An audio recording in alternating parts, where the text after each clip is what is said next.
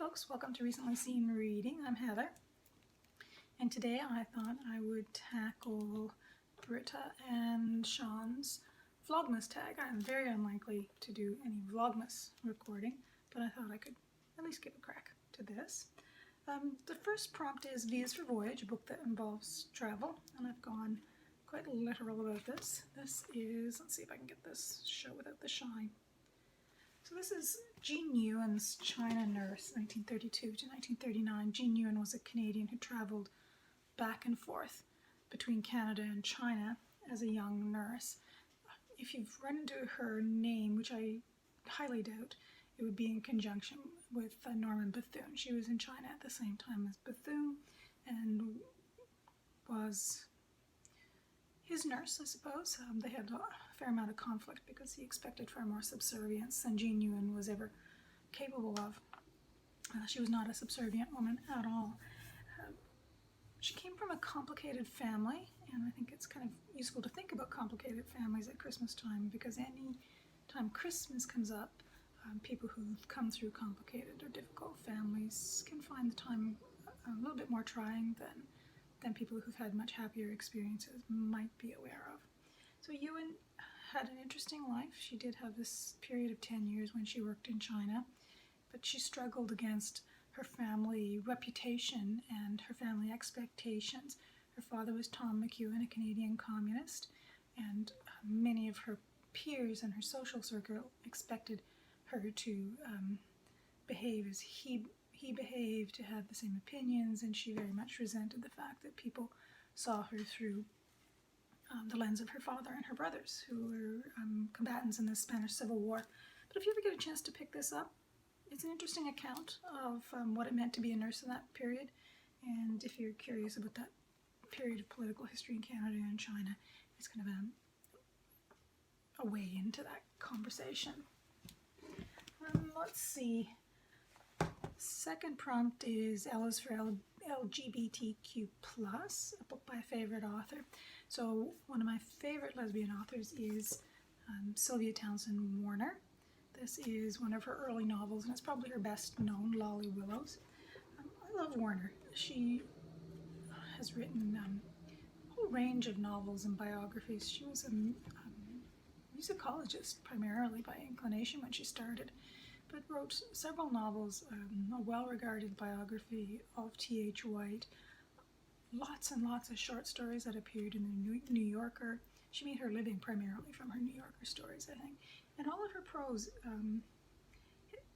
has got this little sting in every page, every paragraph. It can be deceptively simple and pretty on the surface, but it's pretty pointy underneath, and I'd highly recommend any of Warner's short stories or novels, or if you can get your hands on them, her letters. So the third prompt here is an oldie but goldie or goodie, depending on whether you're doing Sean's interpretation or Britta's interpretation. So a book you read a long time ago that has a special place in my heart. So I've got three here. Two collections of poetry. This is At the Edge of the Chopping. At the Edge of the Chopping, There Are No Secrets by John Thompson, and then his second posthumous collection, Still Jack. So John Thompson, let's see, here's a photograph of him in the background, was a Mancunian who had emigrated to Canada in the 70s and worked at Mount Allison, which is a small liberal arts university on the border between New Brunswick and Nova Scotia. And I attended Mount Allison many fine years ago. It was a year or 2 years after Thompson had died. People are a little unclear whether he died accidentally of a drug overdose or whether it was a deliberate suicide.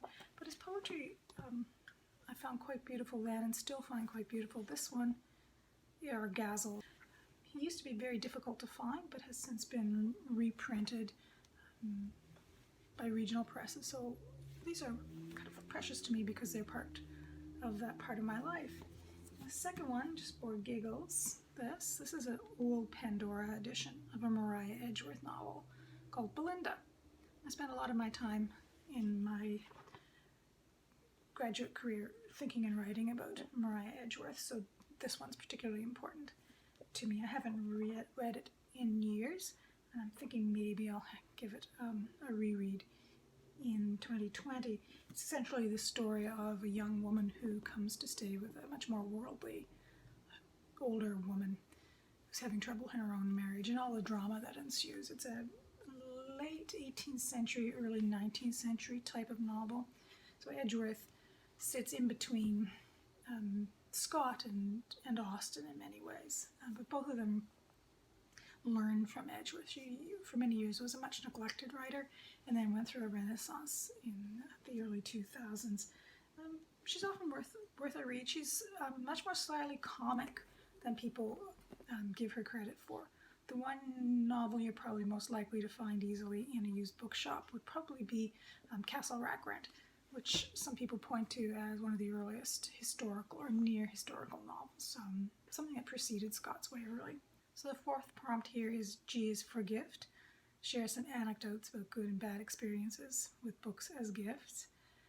Gift giving. Oh, gift giving and families. Oh.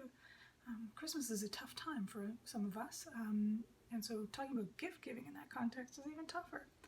So in terms of gifts that I've given, gift books that I've given, hit and miss. Some people I get it just right, and some people no, not at all. So I tend only to give gift books to people I know very well. So this is an old gift, old in the sense that I gave it to my partner many years ago. It's the New Testament in Scots. It literally is written in Scots, and this, I think for a long time, was one of his prized possessions. And it's the kind of book that when people find it on your shelf, they're a little bit bemused that such a thing as a Scots book exists, and that you would actually possess the New Testament in Scots, and why. But if you ever get your hands on it, I'd recommend the passages when Christ is expressing anger are quite amazing, written in Scots. Scots is a language that expresses anger and frustration and sarcasm beautifully. A book I've received that was very happy making. It's another one of these polar books. So this is several years old. So this is Endurance by Caroline Alexander, and it's lots and lots of photographs. Just the kind of book that, here we go, here they are on Elephant Island, the kind of book that's fabulous to receive at Christmas that, for me, it picked up on an interest I was just starting to develop about Antarctic stuff, and it has a nice mixture of historically accurate text and lots of photographs. And this one was great to receive, and it spurred on purchase of many other books about Shackleton and Scott. 5. M is for Mass Market Paperback. Do I like them? Why or why not? I'm a little bit indifferent. I don't buy a lot of books these days, but Mass Market Paperbacks were the staple of my undergraduate and early graduate education. I went through undergraduate education at the time before Mass Market paper books were particularly common, and pulpy things that we would call mass market now were very common. I have a handful of Mass Market paperbacks still on the shelves here. A lot of them would have been sent on to New Happy Lives when we moved cross country several years ago.